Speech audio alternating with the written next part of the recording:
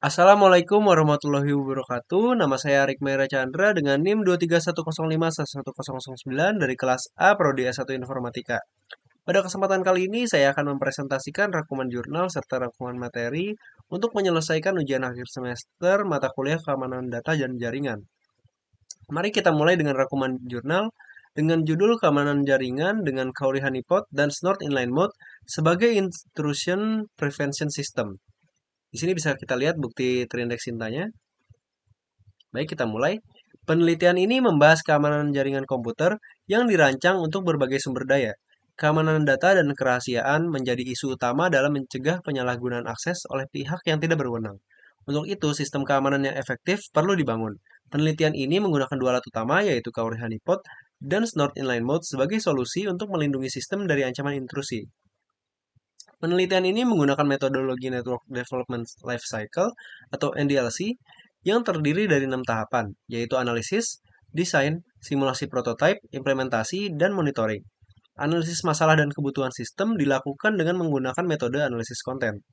Desain sistem melibatkan pembuatan topologi jaringan, sedangkan tahap implementasi berfokus pada instalasi dan konfigurasi perangkat keras dan perangkat lunak yang dibutuhkan.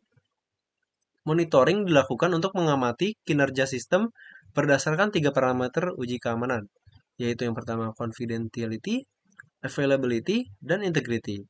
Metode comparison testing digunakan untuk menguji parameter integritas. Mari kita bahas mengenai hasil dan pembahasannya. Yang pertama ada topologi jaringan. Sistem keamanan jaringan dibangun dengan menggunakan server yang diakses melalui jaringan nirkabel oleh attacker.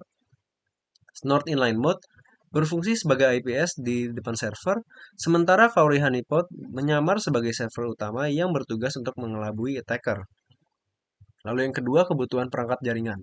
Perangkat keras dan perangkat lunak yang digunakan dalam penelitian ini meliputi Linux Ubuntu 18.10, Cowrie Honeypot, Snort Inline Mode, dan beberapa alat penyerang seperti Hydra dan Slow Loris. Lalu yang ketiga, tahap konfigurasi. Konfigurasi dilakukan pada perangkat jaringan seperti server, remote admin, dan client attacker. Server menggunakan IP address 128.199.209.247, sementara konfigurasi lainnya melibatkan pengaturan akses untuk attacker dan admin jaringan melalui IP yang berbeda. Lalu yang keempat, skenario penyerangan. Penelitian ini menguji dua jenis serangan utama, yaitu yang pertama brute force attack untuk menguji konfidensialitas dan DDoS untuk menguji availability. Pada skenario ketiga, kombinasi serangan ini digunakan untuk menguji integritas sistem. Lalu yang kelima, pengujian keamanan. Pengujian dilakukan dengan mengukur tiga parameter keamanan utama. Yang pertama, confidentiality, yaitu pengujian terhadap kemampuan sistem untuk menyembunyikan port dan memblokir akses ilegal. Hasilnya menunjukkan tingkat keberhasilan sebesar 83,3%. Lalu availability, yaitu pengujian terhadap ketersediaan data dan kemampuan sistem dalam mengatasi serangan DDoS. Rata-rata availabilitas sistem mencapai 93,3%. Lalu integrity, yaitu mengukur response time, akurasi pendeteksian, dan penggunaan sumber daya yaitu CPU, memori, dan disk. Snort Inline Mode menunjukkan hasil yang lebih cepat dalam mendeteksi serangan dengan response time 0,069 detik, serta penggunaan CPU yang lebih efisien dibandingkan Cowrie Honeypot. Lalu untuk hasil pengujiannya, untuk confidentiality, sistem berhasil menyembunyikan port SSH server asli dan memanipulasi port dengan server palsu untuk mengelabui attacker. Lalu availability, meskipun kedua sistem yaitu Cowrie Honeypot dan Snort Inline Mode mampu menangani server down akibat serangan DDoS, Snort Inline Mode tetap lebih baik dalam menjaga availabilitas dengan tingkat 93,3%. Lalu untuk integrity, Snort Inline Mode menunjukkan response time yang lebih cepat dan lebih efisien dalam penggunaan CPU, yaitu sebesar 0,04% dibandingkan Cowrie Honeypot yang sebesar 13,37%. Untuk kesimpulannya, berdasarkan hasil uji, Snort Inline Mode tetap lebih unggul dibandingkan Cowrie Honeypot dalam mengatasi masalah keamanan jaringan, terutama dalam parameter integritas dan penggunaan sumber daya. Snort Inline Mode memiliki waktu respons yang lebih cepat dan lebih efisien dalam penggunaan CPU, serta lebih efektif dalam memblokir akses yang mencurigakan. Penelitian ini menyarankan penggunaan Snort Inline Mode sebagai IPS yang lebih direkomendasikan dibandingkan Cowrie Honeypot. Penelitian selanjutnya dapat mengembangkan sistem ini dengan menambahkan parameter keamanan tambahan seperti autentikasi, kontrol akses, dan non-repudiation. Konfigurasi IP blacklist juga bisa dikembangkan untuk bekerja secara otomatis. Oke, selanjutnya saya akan membahas rangkuman file dengan judul Cybersecurity Body of Knowledge Network Security. Konektivitas internet saat ini sangat krusial karena menyediakan akses global ke berbagai layanan dan aplikasi. Namun dengan kemudahan akses ini, jaringan juga menjadi sasaran empuk bagi penyerang. Penyerang akan berusaha merusak atau membobol sistem untuk mendapatkan akses yang tidak sah, mencuri data, atau merusak layanan yang sudah ada. Beberapa protokol jaringan lama yang dirancang tanpa mempertimbangkan akses keamanan membuka celah bagi serangan. Meskipun protokol baru telah dikembangkan, banyak yang masih terikat pada keterbatasan protokol lama yang ada. Lalu yang kedua, arsitektur internet dan protokol jaringan. Untuk memahami cara jaringan beroperasi, model protokol 7 lapis OSI sering digunakan. Model ini menggambarkan bagaimana komunikasi berlangsung antara lapisan-lapisan yang berbeda, mulai dari lapisan aplikasi hingga lapisan fisik. Namun di dunia nyata, lebih sering digunakan TCP/IP stack yang mencakup hanya 5 lapisan dari OSI. Menyederhanakan beberapa lapisan seperti presentasi dan sesi yang diserahkan pada aplikasi atau lapisan lainnya. Lalu yang ketiga, kerentanan jaringan. Model Dolev-Yao digunakan untuk menggambarkan kemampuan penyerang yang dapat mengendalikan seluruh jaringan. Penyerang memiliki kemampuan untuk membaca, menghentikan, menyalin, atau bahkan mengubah pesan yang dikirimkan melalui jaringan. Lalu yang keempat, ada jenis serangan keamanan jaringan. Denial of Service atau DOS, yaitu penyerang mengirimkan sejumlah besar data palsu untuk membuat server sibuk atau membanjiri jaringan, sehingga menghalangi akses pengguna yang sah. Lalu ada Distributed DOS atau DDoS, serangan yang lebih besar di mana ratusan atau bahkan ribuan perangkat seperti bot digunakan untuk menyerang secara serentak, seperti pada serangan Mirai botnet yang mengeksploitasi perangkat IoT dengan keamanan yang lemah. Lalu ada IP spoofing, yaitu penyerang menyamar dengan memalsukan alamat IP seolah-olah mereka adalah pengguna yang sah. Lalu yang kelima, properti keamanan dalam komunikasi. Keamanan komunikasi perlu memenuhi beberapa elemen dasar seperti kerahasiaan, yaitu hanya pengirim dan penerima yang dapat memahami isi pesan yang dikirim. Lalu autentikasi, yaitu kedua belah pihak perlu memastikan identitas satu sama lain. Lalu integritas pesan, pesan yang dikirim harus utuh, tidak berubah selama proses pengiriman. Lalu non-repudiation, yaitu pengirim tidak dapat menyangkal setelah mengirimkan pesan tersebut. Lalu ketersediaan layanan, yaitu layanan harus selalu tersedia dan dapat diakses oleh pengguna yang sah. Yang keenam, keamanan pada lapisan aplikasi.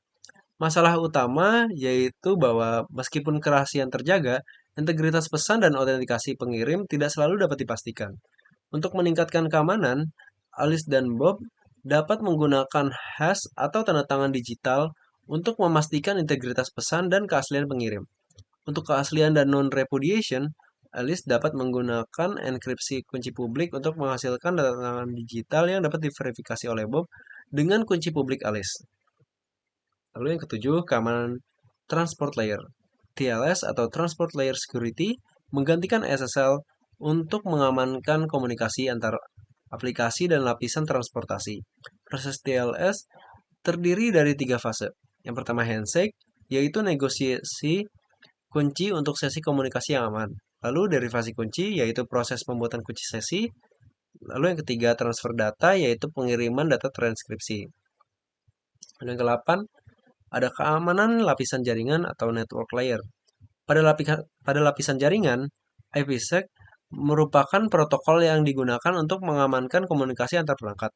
Dengan IPsec, alamat IP dan data yang dikirimkan dapat disembunyikan dan dienkripsi, menjaga kerahasiaan dan integritas komunikasi. Lalu yang ke-9, keamanan di Ethernet switch LAN. Yang pertama ada switch poisoning, yaitu penyerang mengisi tabel MAC dengan alamat palsu sehingga switch mengirimkan data ke semua port, memberikan kontrol kepada penyerang. Lalu ada MAC spoofing, yaitu penyerang mengganti alamat MAC untuk menyamar sebagai perangkat sah dan mengalihkan lalu lintas data. Lalu ada ARP spoofing, yaitu penyerang mengirimkan pesan ARP palsu untuk mengaitkan alamat IP korban dengan alamat MAC penyerang. Lalu yang ke-10, ada keamanan di wireless LAN.